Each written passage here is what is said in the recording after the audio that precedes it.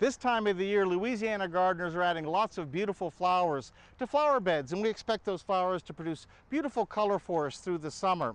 This time of the year, we oftentimes get frequent rainfall, and so drought is really not usually an issue during our spring months. But as we move into the heat of summer, drought does become more of an issue. And if you want to look at some good drought-tolerant plants that provide color for you this summer that aren't so fussy, you don't have to water so much when we do hit dry weather, here's some really great choices. Yarrow with this wonderful ferny foliage comes in a variety of colors. This is a nice lavender one. Yarrow or Achillea, a perennial that comes back every year. Another great perennial is this coneflower or echinacea. Beautiful flowers in purples and reds and burgundies and whites, tough as nails and drought tolerant as well. Lantana, known for its attractiveness to butterflies and hummingbirds, also tolerates drought very well. And when I say tolerates drought, it means you don't have to get out and water these plants so much when it gets dry. Indeed, don't get out and water them so much. A lot of these plants would resent being watered too much.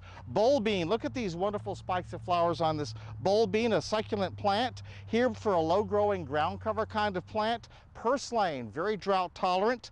Gaillardia or blanket flower. Gaillardia, another great drought tolerant flower, produces flowers through the summer. And finally, the butterfly weed or milkweed. This is a lovely plant as well that also feeds our butterflies and monarchs. So add some great drought tolerant plants to your garden this spring, and you won't have to water so much this summer.